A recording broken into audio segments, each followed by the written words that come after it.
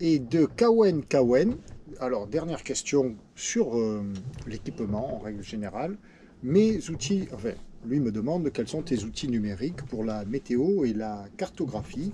Et lis-tu également ton système énergie à bord? Il me demande, donc ça doit vouloir dire est-ce que tout est relié, quoi, en Wi-Fi et tout ça. Bon. Euh, Concrètement, mes outils numériques, météo et carto. Moi, j'ai une tablette. Bon, j'ai ici le Garmin, la console centrale du bord. C'est un Garmin C, je sais même plus jamais, ouais, C80. C'est un outil qui a une dizaine d'années. Ça commence à être un petit peu obsolète. Mais bon, c'est très très correct. Et j'ai une tablette sur laquelle j'ai Navionics HD. Voilà, pour la navigation. Pour la météo, ben, différentes applis ou sites, en règle générale 3 à 4, que je consulte et que je regroupe.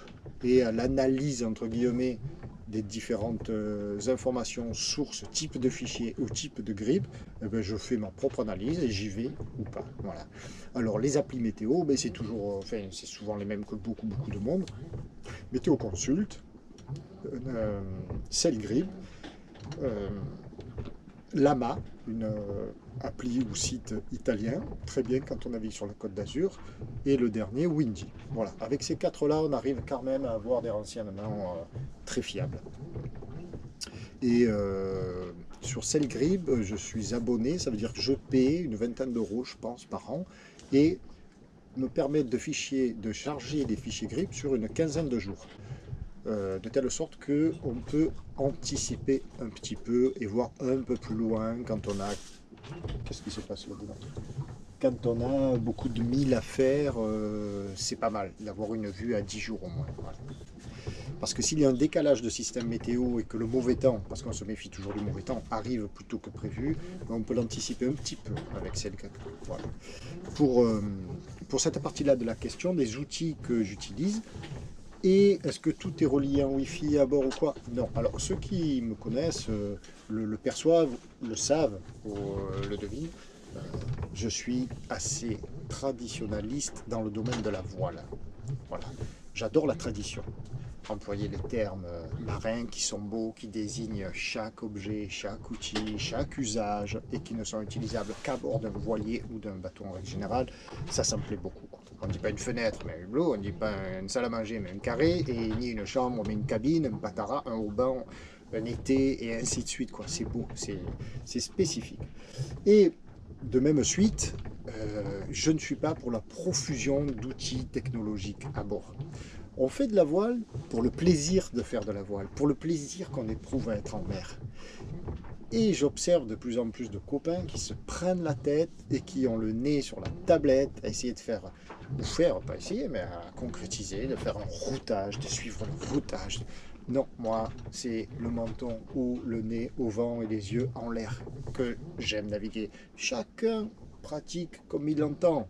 Moi, je ne cherche à convaincre personne. Je commente ma façon de pratiquer et celle dont je prends du plaisir, celle qui me procure du plaisir. Voilà, c'est lever le nez au vent. Alors, se servir de tous ces outils technologiques, c'est formidable, c'est très très bien, il y a des applications très utiles. Mais pour affiner son jugement, sa perception, son analyse, il n'y a rien de mieux que de réfléchir et de lever le nez. Quoi. Voilà. Donc les outils, pas un minimum, mais après, si on a beaucoup de moyens et qu'on a le moyen d'acheter, de faire installer ou d'installer soi-même, de faire entretenir, de résoudre une panne, mais c'est pas mon cas et ça ne m'intéresse pas vraiment si je n'ouvre pas le dossier de l'AIS. Parce que personne ne m'a posé la question et je suis assez stupide pour aller en parler. Mais moi, l'AIS, quand on me pose la question, tu en as un? Je dis non, deux. Là, voilà, le gauche et le droit, là j'ai deux AIS en puissance. Et avec l'analyse de l'orientation du bateau, son sens, son truc, son machin, eh ben, je peux anticiper des collisions. Enfin, j'en ai la prétention de le croire. Et jusque-là, ça s'est passé comme ça. Alors je suis certainement moins précis qu'un outil hautement technologique, mais j'ai pas ça à voir. Et je ne dis pas que je l'aurai jamais. Moi, si via Tipeee, ça me donne l'occasion d'en parler pour une fois, via Tipeee, vous me faites des virements et que j'ai 1000 euros devant moi, récepteur, tout ça, yes, je fais installer, parce que moi, j'ai une chapacane de fil, je ne sais pas les brancher dans le bon sens. Je regarde un peu devant pour voir où on va.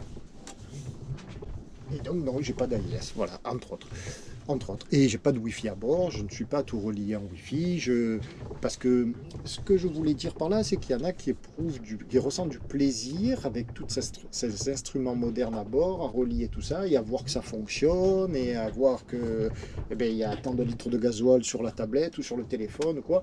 Mais moi, le plaisir, il n'est pas là, quoi. Je ne renie pas ces technologies, ces applications modernes, elles sont très bien. J'en ai aussi, mais à la maison, dans la vie courante, quoi. Mais sur mon voilier, il faut revenir au naturel, quoi. L'essence du voyage, faire avancer le truc grâce aux éléments, et puis après aller découvrir de beaux coins, de belles rencontres, et c'est ça. Là. Donc, Kawen Kawen me demande, petite dernière, en Grèce, plutôt port au mouillage. Alors ça, c'est une mauvaise question, parce qu'il suffit de regarder mes vidéos, et on voit bien que je suis plutôt mouillage. Eh oui, évidemment, et pas qu'en Grèce, partout, partout, partout, partout. En croisière, pour moi, hein, le port, c'est un plan B. On repère d'abord sur les cartes et sur Google, comme quoi je me sers aussi de la modernité, la tablette, les applis sur Google Earth. Je regarde après avoir vu sur la carte, avoir vu sur le guide marine, le IMRE ou le pilote côtier, les mouillages, les explications, les commentaires. Et après, je vais regarder sur Google Earth. Et Google Earth, avec la vue satellite, comme ça, on a déjà une très bonne idée de l'échelle générale du mouillage par rapport aux maisons, aux voitures et tout ça, qu'on n'a pas forcément sur la carte, même si l'échelle est indiquée, c'est pas pareil. Et on voit même la nature des fonds par transparence de la flotte. Et on s'imagine mieux si l'abri est bon par rapport au vent dominant et tout ça. Donc ça, c'est très bien. Je pratique, évidemment, mais plutôt mouillage, quoi. Et d'ailleurs, mouillage devant le port, qui lui est le plan B. Et devant presque 6 ports sur 10, il y a possibilité de mouiller le long de la digue qui abrite à la fois le port, mais aussi le mouillage.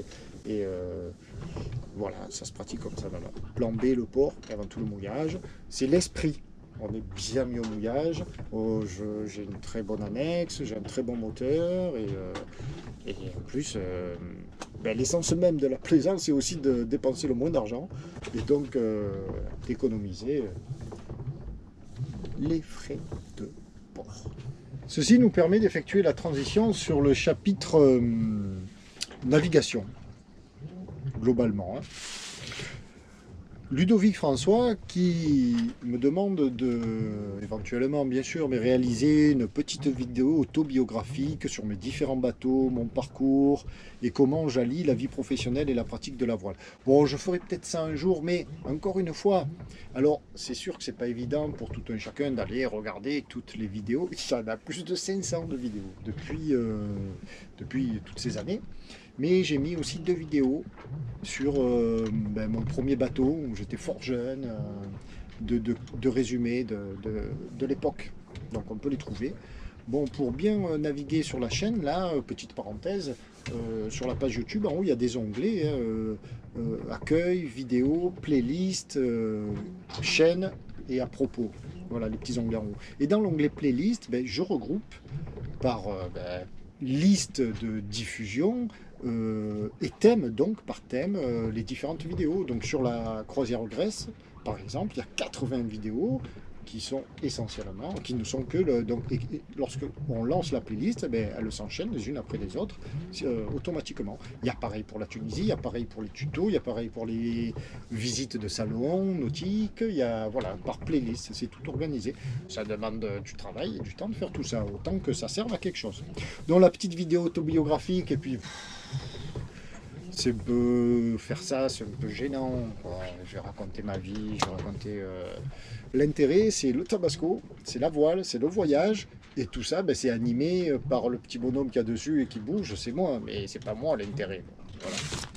Donc on verra Ludovic si je fais ça. Dans le thème navigation, il y a navigation évidemment et transat. Donc, il y a des questions qui tournent là-dessus. Fabien Bouillet qui me demande alors l'Atlantique, tu l'as trouvé comment? Mais l'Atlantique, je l'ai trouvé surprenante.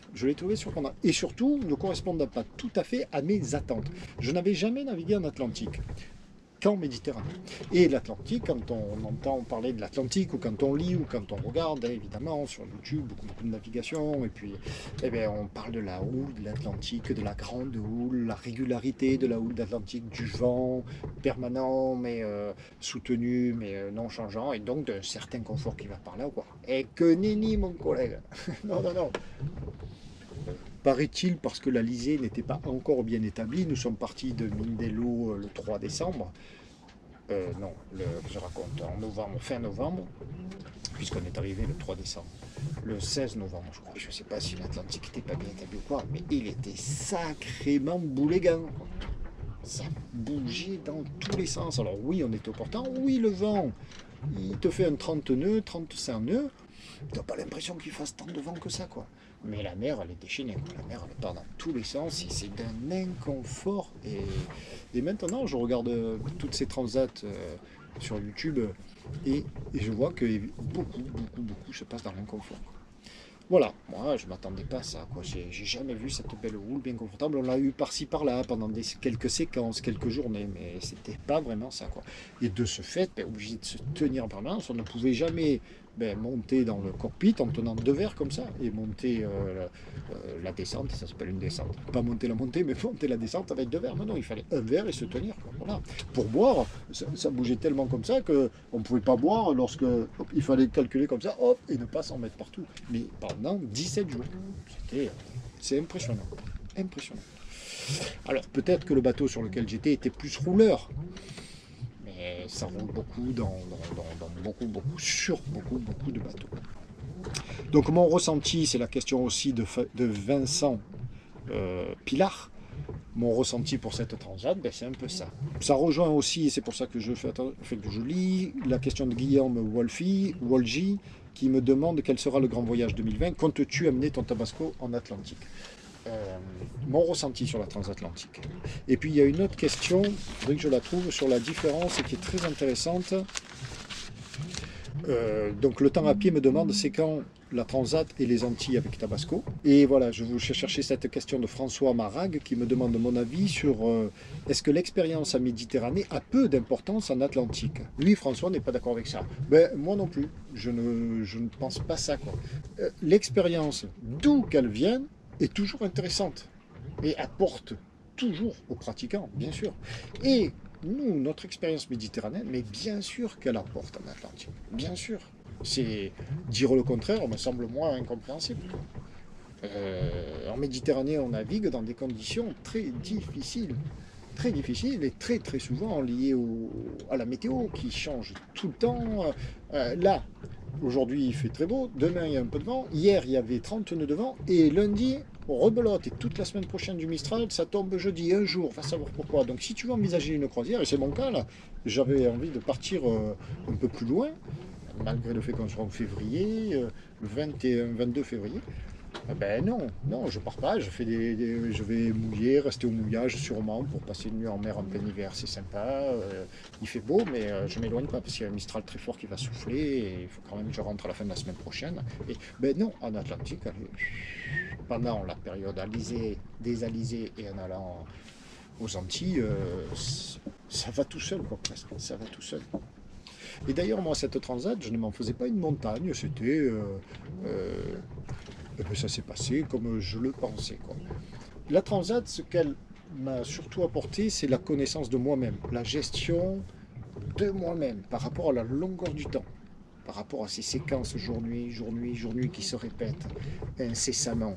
Le fait de ne pas voir la Terre autour, ça m'a pas... J'ai quand même une petite accoutumance à ce genre de situation ici en Méditerranée, où quand on traverse la Méditerranée, pendant quelques temps, on ne voit pas la Terre tout autour, quoi. Donc, mais c'était une très belle expérience, quoi. Très belle expérience que de traverser. Alors, est-ce que et quand la transat avec Tabasco, la transat aux Antilles? Oui. Ouais, j'en ai très envie. Ouais, j'en ai très envie, et autant avant j'étais un fervent défenseur de la Méditerranée, la beauté des sites, la variété des sites, la culture, le peuple méditerranéen, tout ça, ça reste vrai. Mais la transat, c'est une chose, c'est une très belle chose à vivre. C'est pas, il faut surtout bien préparer. Tout se joue dans la préparation du bateau et du bonhomme. Voilà. Après, une fois qu'on a une petite habitude, une petite technique de vol, quoi, ça se fait bien, quoi, ça se fait bien. Mais la navigation aux Antilles, les 3 semaines sur Copernic, ça reste un souvenir formidable. Et là, à mon grand étonnement, j'ai modifié ma façon de voir sur la navigation aux Antilles. Naviguer sur un alizé enfin, avec un alizé constant, c'est-à-dire que d'île en île, on navigue toujours à l'abri de l'alizé. Dans le passage entre les îles, ça souffle un peu plus, mais ça souffle toujours dans le bon sens. Ça peut souffler à 30 nœuds, mais on s'y attend, on s'y prépare. La mer est levée quand même, la mer est levée à ces endroits-là, mais on sait que quand on va atteindre l'île suivante, qui est au plus loin 50 000 nautiques, donc dans une dizaine d'heures, hop, on va être à l'abri, à coup sûr. Que le soir, on va trouver un mouillage bien abrité. Il y a des mouillages sur toutes les îles. Alors attention, j'ai pas fait toutes les Antilles, je connais pas tout, mais je pense que ça se répète dans tout le schéma de l'arc antillais, quoi. Moi, j'ai fait de Sainte-Lucie jusqu'à la Guadeloupe en haut, en passant par la Dominique, Fort-de-France, les Saintes et Marie-Galante et la Guadeloupe. Franchement, une température constante chaude, pas une moiteur excessive, pas plus que chez nous en été. La mer à 32 degrés, sous l'eau, un aquarium pas permanent. Il y a des endroits où c'est pas beau, où c'est sans plus, mais il y a des endroits où c'est magnifique. Et là, on est loin des fonds méditerranéens qui parfois sont jolis, mais c'est incomparablement plus diversifié, plus coloré, plus animé. Non, non, vraiment gros coup de cœur. Et oui, j'ai envie de naviguer là-bas sur Tabasco. Voilà. Et il faut passer par la transatlantique, qui est aussi une très belle épreuve, pas au sens, oui, une épreuve humaine, quoi, en fonction de comment on l'a fait, avec qui on l'a fait, si on l'a fait en solo, si on l'a fait, voilà. Mais je pense que la transatlantique en solo sur Tabasco, voilà, on se comprend, hein. Foire aux questions. Suite, mais avant, petit coup d'œil de mon bureau, à partir duquel je réponds aux questions. C'est ici que ça se passe, et pas ailleurs.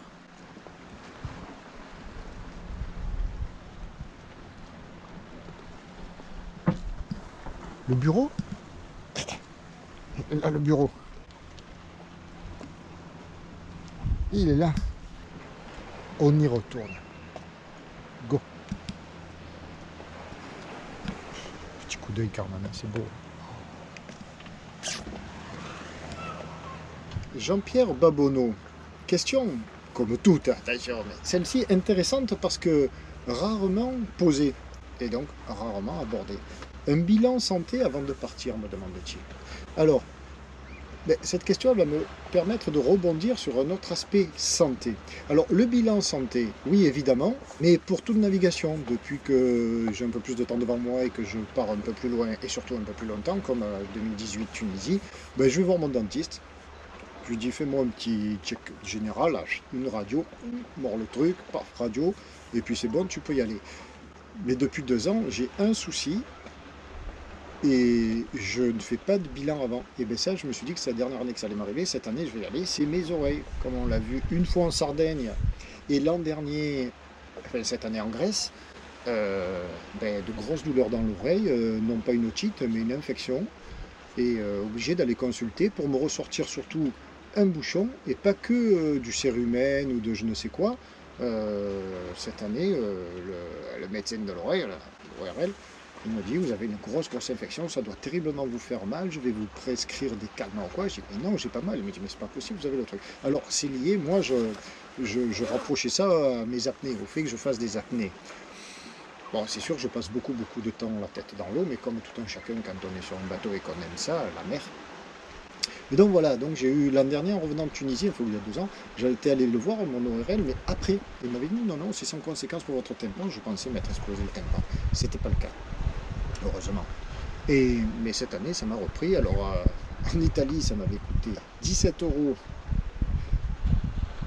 que je n'avais même pas remboursé. Oui, je m'étais engagé par document officiel à les payer par RIB, par virement par la suite. En Italie, 17 €. En Grèce, il a fallu que je paie rubis sur ongle 130 €. 130 € pour me faire ausculter, déboucher et soigner l'oreille. C'est pas pareil. Donc ça, voilà. Ça, c'est pour le bilan de santé. Mais évidemment, un test à l'effort, peut-être, aussi, au-dessus de 50 ans, par exemple. Mais moi, ce que ça m'évoque, c'est surtout ce dont on parle plus rarement sur les pontons. Quand entre nous, on parle de longue navigation sur plusieurs jours, quoi, ouais, on parle d'apéro, on parle de bouffe, on parle de plaisir, quoi. Mais on ne parle pas d'hygiène de vie et de conditions physiques. Et ça, de mon point de vue, c'est très important. À savoir qu'une longue navigation, eh bien, ça peut se préparer, ça devrait se préparer en amont, plusieurs semaines, voire plusieurs mois en amont, en travaillant sa condition physique. C'est-à-dire en faisant un petit peu de sport, du sport, du sport, du sport. Et pourquoi ça? Pas simplement pour dire, oh, ben, parce que quand on fait du sport, on est en bonne santé. Non, non, non, non, non. Parce que quand on a une bonne condition physique, on a un bon sommeil, on arrive bien à réguler son sommeil, et on a une endurance accrue. Et accrue à quoi? Par exemple, aux nuits. Je ne parle pas des manœuvres, de l'explosivité qu'il faut à un moment donné pour réussir une manœuvre, pour... Non, non, non, non, non. Pour, en règle générale, vivre 24 heures sur 24 sur un bateau, en mouvement, avec un petit peu d'exercice, et avec des nuits à faire, à assumer, à digérer et à revenir. Et bien, moi, les nuits, en bien régulant mon sommeil, en bien gérant tous les différents dispositifs, mais ça m'a jamais énormément pesé. Je finis une nuit, je ne suis pas plus fatigué que la veille au soir, j'ai bien dormi, j'ai bien récupéré. C'est pas simplement parce que j'ai bien dormi, je suis persuadé que c'est parce que la condition physique est là, quoi. Donc, j'avais lu, cette réflexion m'est venue aussi en lisant un dossier dans un vieux magazine de voile, pour pas nommer un magazine, où le dossier était abordé par un kiné, un médecin du sport et ainsi de suite, et eux mettaient l'accent sur le fait d'avoir une vie équilibrée, mais en amont de la croisière, pas que pendant la croisière. Et ça aide grandement. Moi, souvent, en discutant avec les copains, les potes, les rencontres, quoi, ils me disent, oh, moi, quand je fais une nuit, j'arrive en Corse, par exemple, pour nous, je suis crevé. Mais comment tu fais pour digérer les nuits comme ça, pour récupérer tout ça? Il n'y a pas de solution miracle. Mais en réfléchissant à tout ça, je me dis, ben, c'est peut-être parce que tu es entraîné physiquement et que tu as un petit peu de condition physique. Rien de faramineux, hein, rien de mirobolant ou d'exceptionnel, mais voilà. En amont, un petit peu de footing, un petit peu de vélo, un petit peu de natation et un ensemble de petites activités physiques. Pas une vie sédentaire à 100%. Et hop, je prends le bateau, je m'en vais. Après, je retrouve que je suis un peu fatigué. Non, non, préparez ça en amont. Voilà. Autre question. Voilà, ben tiens, il y en a une par Claude Cesarini, c'est comment prépares-tu une année de navigation? Ben, physiquement, comme ça, en m'entraînant, en entraînant mon corps à sortir un peu de sa zone de confort, non pas à l'instant T sur le bateau une fois que je suis parti, mais en amont pendant plusieurs semaines. Mais là, je pense que Claude Cesarini, dans sa question, comment prépares-tu une année de navigation, c'est-à-dire vraiment là, la partie purement navigation. Alors, eh bien moi, je la prépare dès Noël. Une fois que j'ai choisi ma destination, eh bien, j'achète les cartes, j'achète les guides. Qu'est-ce que c'est un guide? Je montre ça. C'est ça un guide. Voilà. Alors là, c'est le Imré Vagnon. Bon, je fais pas de pub, hein, moi, ça m'est complètement égal, mais c'est ceux que j'utilise parce que je les trouve bien faits. Alors, je touche rien, il est chez eux, je les connais pas, ils me connaissent pas. C'est comme ça. Là, on a la Grèce méridionale, c'était celui de cet été. Là, un Corse-Sardaigne, et là, un Baléare. Celui de Tunisie, Maroc, Algérie, ben, je l'ai revendu parce que ça se revend très bien. Sur le bon coin, on les trouve. Bon, ceux-là sont chers, les autres aussi. Hein. Il y en a un autre, ben, lui je le montre, l'autre je vais le citer, c'est le pilote côtier Beneteau, livre de... voilà. À ne pas confondre avec le livre de bord, hein, le bloc marine. C'est pas tout à fait pareil. Ça, c'est d'un usage un peu plus pointu. Et l'autre, je l'ai revendu. Ça vaut en gros 70 €. Lui 61, mais Grèce méridionale 70. Et donc si on le revend à moitié prix, une fois qu'on s'en est servi, soit 35 €, ça peut le faire. Même avec un usage, on ne les abîme pas trop. Là-dedans, qu'est-ce qu'on y trouve? Ben, tout ce qui a trait à la navigation sur la zone que l'on a choisie. Mais tous les mouillages, les ports, la nature des fonds, les conditions météo dominantes, même un petit historique, un petit glossaire, un lexique sur la région dans laquelle on doit aller, des photos, des plans de chaque crique sur la côte. Bien moi, il me plaît, dès janvier par exemple, même décembre, d'avoir acheté ça, d'avoir acheté la carte, de tout étaler sur la table de la salle à manger, et puis de me projeter. Voilà, de me projeter ici, ça, là, et quand je vois un coin qui me plaît, je dis, ah là, ça doit être sympa, ben après je vais sur Google Earth, je regarde, vu d'en haut, ce que ça donne, et là j'y suis. Et là j'y suis. Je suis parti, ça y est. Ben voilà comment je prépare ma nave avec appétit, goulûment, quoi. J'y suis, je suis parti, je me régale. Alors, après, je ne me fais pas toutes les étapes, je prévois pas tout à l'avance, au jour le jour ou quoi, parce que ça, c'est pas ma façon de faire. Hein. Moi, ça m'ennuierait profondément en partant, savoir déjà où je vais aller tous les jours et tout ça. Non, non, pas du tout. Mais j'ai une idée générale. Et dans ce schéma-là, ben après, une fois sur place, ça se décide au jour le jour. Guy Gauthier, quelle différence et intérêt entre navigation à la journée, navigation de quelques jours, ou longue croisière, et une transatlantique? Quelle différence? Ben, les différences, elles sont nombreuses et multiples, quoi. Moi, jusqu'à maintenant, ce que je préférais, c'était les grandes croisières. La vraie grande croisière, c'est le tour du monde. Les grandes navigations. Non, les grandes croisières, c'est-à-dire une semaine ou plus, c'est le départ, en fait. Voilà. Passer le port, la passe du port, et partir pour plusieurs jours, voire plusieurs semaines. Ça c'est grisant, quoi. Allez, le terme, à ce moment-là, de larguer les amarres, prend tout son sens, quoi. On s'en va.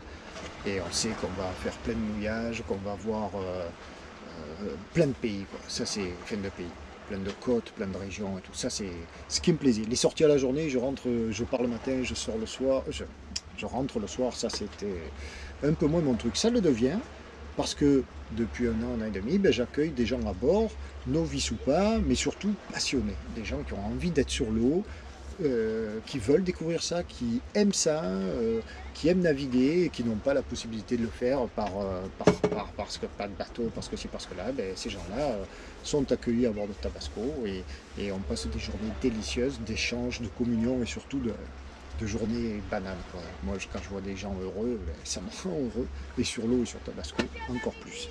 Donc les sorties à la journée, comme ça, oui. Bon, la transatlantique, oui, c'est encore autre chose, c'est minimum 15 jours en mer, haute mer, mais ça on en a déjà parlé, quoi. Donc maintenant, ben, j'ai pas un type de navigation préféré. Tous me plaisent, voilà, presque autant. Mais la croisière, là je suis en train de imaginer, orienter ma croisière estivale 2020, là, de cette année. Là c'est le bon moment, quoi, d'essayer d'imaginer où est-ce que je pourrais aller sur plusieurs semaines. Guy Gauthier me demande aussi, as-tu aimé naviguer en équipage? Et aussi, bon, changerais-tu pour un bateau de 12-13 mètres? Et Christian Duro, dans la même gamme de questions, me demande mon sentiment sur la vie en équipage, donc ce qui induit le collectif. Donc, c'est vrai que pendant longtemps, j'ai navigué en solitaire. Et j'aimais ça par rapport à un certain rythme de vie, à ma vie professionnelle socialement très intense, et me retrouver seul, un petit peu évacuer tout ça en solitaire sur mon bateau. J'aime toujours, j'aime toujours la navigation en solitaire. Il se trouve que là, sur les projets de transat que l'on m'a proposés, qui se sont présentés comme ça à moi un petit peu du jour au lendemain, ben, c'était un équipage. Et je suis parti. Après, l'équipage, je ne l'ai pas choisi non plus. J'ai eu de la chance de tomber sur des gens charmants et j'ai aimé. Et j'ai aimé. Même si on imagine tout ce que cela comporte comme contrainte, hein, sur un espace réduit, de vivre avec des gens. Quand bien même sont les plus adorables des gens, et c'est la chance que j'ai eue de pouvoir faire une transat avec les plus adorables des gens qui soient, ben, on doit un petit peu prendre sur soi par moment, tous, hein, on le sent, quand, et c'est pas déplaisant, mais c'est comme ça. Et sur une transat, le domaine dans lequel on apprend le plus, enfin pour ce qui me concerne, c'est sur soi-même. Et les autres sur eux-mêmes, et cet échange de tiens, qu'est-ce que tu as appris sur toi-même et tout ça, parce que c'est pas. Donc, la vie en équipage, ben, enfin, la réponse, tout le monde la comprend, hein, ça dépend évidemment de l'équipage. Il est clair que s'embarquer pour une navigation de plus de 5 jours avec des gens que l'on ne va pas supporter, c'est juste l'horreur. C'est juste l'horreur. Ça, je ne le souhaite à personne, et à ce moment-là, il vaut mieux pas partir. Carrément, même si on adore la voile, prendre sur soi pendant, allez, on va dire 5 jours sur un voilier où on ne se sent pas en cohésion parfaite, en symbiose avec les gens avec lesquels on partage ce temps de vie-là, c'est pas la peine, il ne faut pas y aller. Il ne faut pas faire de navigation, non, c'est vraiment en solo, quand on a la chance de pouvoir le faire, de le pratiquer, de l'apprécier, de ne pas se mettre en danger, de mon point de vue, ça reste l'idéal. Après, sur des croisières méditerranéennes de plusieurs semaines, accueillir des gens pour 5-6 jours ou quoi, essayer de savoir qui ils sont et comment eux nous acceptent aussi, parce que c'est pas que de soi-même de s'entendre avec les gens qui sont en face, c'est aussi soi-même avoir un comportement digne d'accueillir des gens et de leur rendre l'espace-temps agréable, hein. C'est très très très réciproque tout ça. Alors, l'Atlantique, là, tu l'as trouvé comment? Fabien Bouillet me demande ça. Donc, ben, ça, j'ai déjà répondu. Ah non, Vincent Pilard, ton ressenti sur cette transat? Oui, tout ça, j'ai déjà répondu. Les difficultés majeures rencontrées en navigation en Grèce, me demande Pascal Lyon. Les difficultés majeures. Ben, alors, en Grèce, mer et îles ioniennes. Attention, je n'ai pas été en mer Égée ou dans le Dodécanèse ou Tartène-Couffin par là-bas. Non, non, moi j'ai fait la mer ionienne. La mer ionienne, c'est la mer la plus confortable.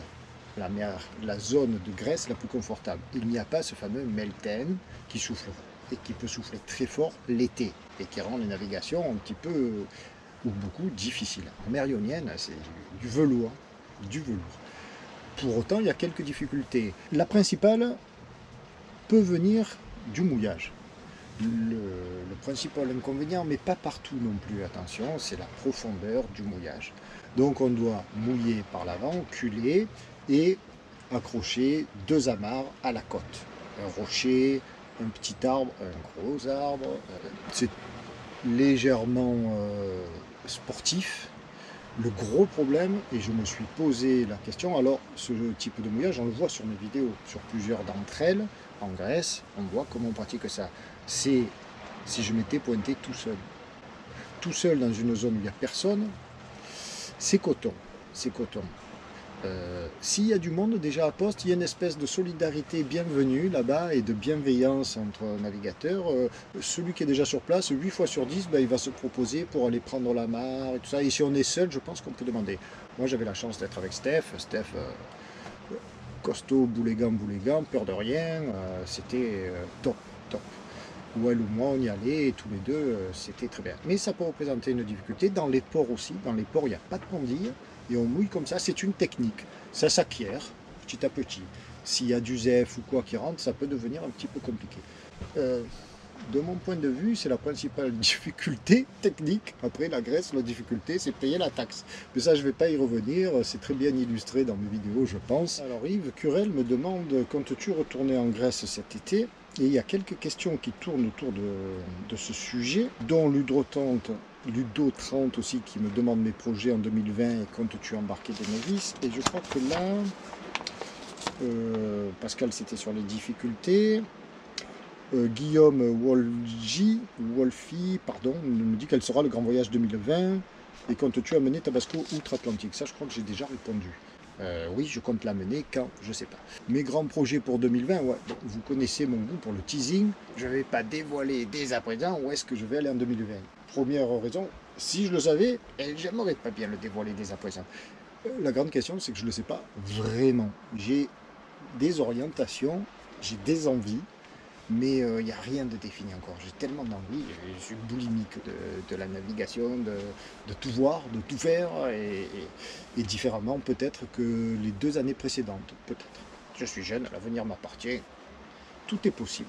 Les grands projets 2020 à suivre. Ludo 30 donc me demande, comptes-tu embarquer des novices? La question, je ne la formulerai pas comme ça. Moi, je dirais, comptes-tu embarquer des amoureux de la mer, novices ou pas? Si je compte embarquer des gens, oui, pourquoi pas. Mais qu'ils soient novices ou très expérimentés, c'est la même chose. C'est la même chose. J'embarque des gens, des amoureux. Après, leur expérience ou pas, s'ils sont très expérimentés, ben, ils m'apprendront beaucoup de choses. Et s'ils sont novices et qu'ils ont envie d'apprendre, ben, c'est moi qui transmettrai un petit peu de mes connaissances. S'il y a des gens qui sont intéressés, voilà, on peut en discuter maintenant. Il faut voir, je n'ai rien de défini, rien d'arrêté en fonction de la zone de navigation. Il faut se rencontrer avant, faire connaissance. Bon, beaucoup me connaissent, mais moi je connais pas grand monde, donc les dés sont un peu pipés. Et pour partir et apprécier 5 jours de co-navigation, il faut être sûr de bien s'entendre et de passer du bon moment. Si c'est pas le cas, il vaut mieux pas partager, quoi. Il faut partir vers d'autres personnes. Donc se rencontrer un petit peu avant, bien discuter et pour vraiment tirer la quintessence de ces moments partagés. C'est très important en mer. Dernier chapitre, croquis aquarelle. Voilà, donc j'ai lancé justement dans la vidéo, la première, la foire aux questions, où je vous invitais à poser des questions et je m'appliquerai à y répondre, exposer l'idée de éventuellement éditer, parce qu'il y a beaucoup de commentaires qui me disent que c'est sympa ce que je fais, petits dessins, aquarelles, tout ça. Donc merci à Frédéric Otto, Bernard Pussetti, Ludo 30, Cristobal 49, Maurizio Cosani, Frédéric Rulot, Gérard Père, Alain Baraché, Jean Masse et peut-être Steph Jouan qui me dit je confirme ton talent de dessinateur. Fred Otto me dit belle écriture, sacré coup de pinceau. Bernard Pussetti, soin et aspect méticuleux, littéralement remarquable. Ludo 30, carnet de voyage impressionnant. Et ainsi de suite. Bon, les commentaires sont sous la vidéo dont je viens de parler. Si tout un chacun veut savoir ce qu'on dit, Maurizio dans la foulée, Cosani, Fred Rulot, Gérard Père, Alain Baraché, Jean Masse, ben, allez lire les commentaires. Je vais pas. C'est très présomptueux de ma part que de lire tous ces compliments. Quoi. Merci à vous. Faire une édition de carnet de voyage, ça me semble très compliqué. Rien n'est infaisable. Il faut s'y appliquer. Compliqué parce que ça peut être cher. Quoi. Moi, si je faisais ça, je voudrais faire dans la qualité. Et qualité de l'impression, de la reliure et tout ça, quoi. Bon, c'est pas fait. C'est pas fait, voilà. Je pense avoir répondu à toutes les questions posées sur cette fameuse vidéo de foire aux questions. Que dire d'autre? Je m'attache généralement à répondre à tous les commentaires sur toutes les vidéos. Je peux passer au travers pour quelques-uns, c'est purement involontaire, parce qu'il y en a beaucoup, il y a aussi beaucoup de mails qui arrivent, il y a beaucoup, je ne me plains pas, c'est ça qui est très intéressant, ce sont ces échanges-là, et continuons comme ça, quoi. Mais des fois, je peux passer au travers, oublier une réponse, des fois, je réponds 8 mois plus tard, parce que je me suis rendu compte qu'en Grèce, comme il n'y avait pas beaucoup de connexion ou quoi, j'ai pas répondu sur certaines vidéos, quand là, je m'en aperçois, c'est plus de l'actualité, mais ça peut être encore intéressant, je réponds.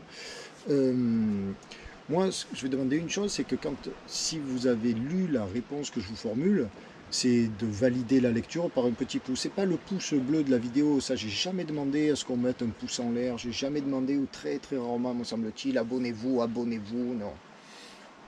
Prenez plaisir à regarder, si ça vous plaît pas, allez voir ailleurs, il y a mieux que moi, et puis régalez-vous, quoi. Chacun trouve ce qu'il veut, les abonnements, tout ça, non. Mais juste le petit pouce pour dire oui Pierrot, j'ai lu ta réponse. Moi quand c'est pas une question, que c'est juste un commentaire et qu'il est sympa et que ça n'appelle pas forcément une réponse de ma part, il y a le petit cœur rouge. Paf, ça valide le fait que moi j'ai lu votre commentaire. Le plus souvent, je dis quand même merci, mais quand il y en a beaucoup, bon, je fais juste le petit cœur. Et quand je réponds, des fois, moi, je m'applique à répondre, tout ça, et puis je me dis, mais est-ce que un tel l'a lu, cette réponse, quoi s'il y a le petit pouce, ça veut dire, ok, j'ai lu ta réponse, voilà. C'est tout, ma petite demande de l'instant. Pour le reste, ben, bye bye, à bientôt. Pour prendre notre bain, hein. C'est l'heure, hein, pour prendre notre bain. L'eau, elle est à 12, maximum. C'est pas gaga, non. Et ben, je vais passer la nuit ici. On va être bien. J'ai de la lecture. On va lire tout ça. Et puis on va faire un gros dodo. Bye.